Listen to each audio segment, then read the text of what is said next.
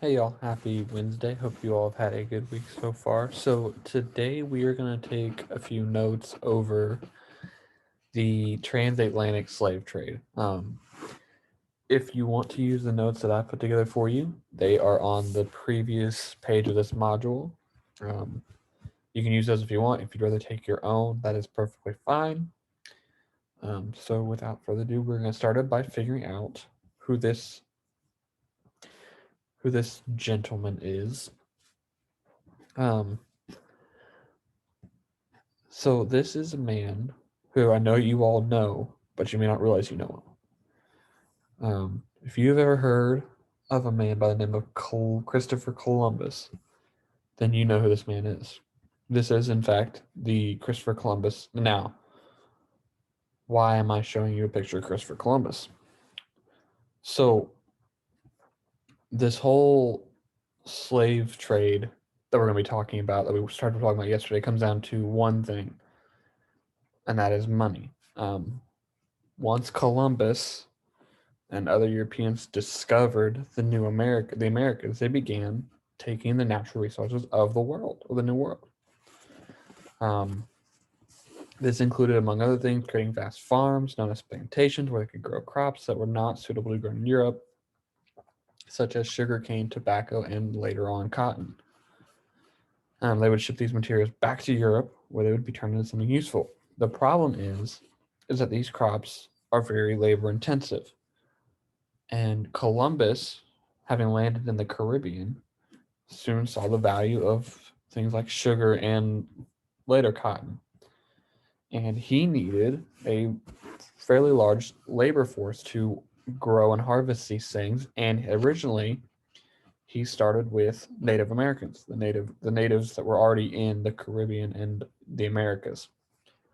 The problem is the natives soon began dying from new diseases introduced by the Europeans from Columbus.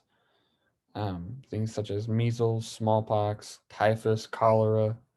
Um, 0 out of 10 would not recommend any of those. And so soon, this labor source began dwindling, and the Europeans sought a new source, and it ended up coming out of West Africa. So, why West Africa? Uh, this whole thing essentially becomes a rather cruel business, and West Africans are right in the midst of it.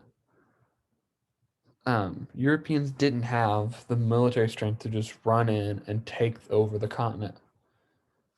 They had to trade with the West Africans and even down here in Central Africa. They had to trade with these people. And part of that involved having the West Africans go out and capture other Africans. And so a majority of the Africans taken into slavery were originally captured by other Africans who were then sold to the Europeans for European goods. Um, a lot of times they would be taken from coastal and interior regions of West Africa and taken to European settlements along the coast, which were known as factories. And they would wait to be traded to European slave traders for European goods such as guns, metal cookware, clothing, and other manufactured goods. So essentially, Europe would come in and they would trade guns, cookware, clothing, whatever, for slaves that were taken captive by other Africans. They would then be sent to the South America, the Caribbean, or even some in the northern United States. And so this essentially is what we often think of as the triangle trade. You might hear it called that. You might hear it called the Columbian Exchange. You might hear it called the transatlantic slave trade. And it essentially boils down to one, two, three regions. For starters, you had goods that were taken to West or taken out of West Africa. I will draw you an example here. Maybe. So a lot of times things were taken from West Africa to the Americas. Most of the time it was slaves, diseases, and other animals and such that we don't typically think of. Pigs, cows, and other farm animals that were not native to the Americas. Pigs, horses, sheep, even were not native to the Americas. And so that served as both a cultural and economic and environmental shock to the natives as well. And so a lot of times what would happen is they would then use those the slaves and other things brought with them to extract maybe these things from the Americas. Crops such as corn, tomatoes, potatoes, chocolate, gold, silver. So the Americas were full of things that the Europeans had never had access to before. One of the ones that surprised me was potatoes. Potatoes are not actually native to Africa or Europe.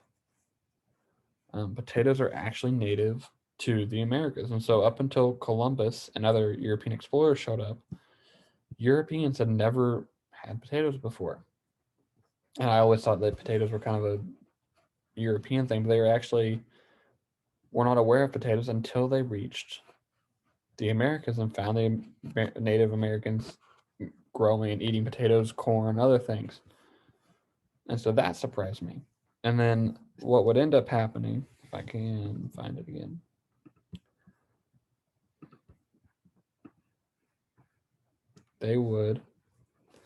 Europe would then take all these materials, send it to Europe where they would be traded, built into other things, and then take them back to Africa where they would then trade those manufactured goods for slaves and then repeat the process. So you can kind of see how it's become a triangle of sorts. You can also think of it as a circle that just keeps going around and around with each side playing a part in this. So that is actually all the notes we are going to take today. If you all have any questions, let me know. Other than that, I hope you all have a good rest of your day, and I will see you all tomorrow. Before I forget, I have one more thing. I know some of you have emailed me about the Ed Puzzle video.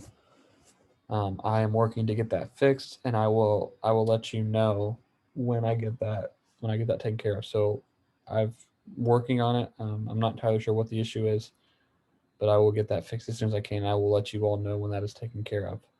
So if y'all have any other questions, let me know. Other than that, I hope you all have a good rest of your day, and I will see you all tomorrow.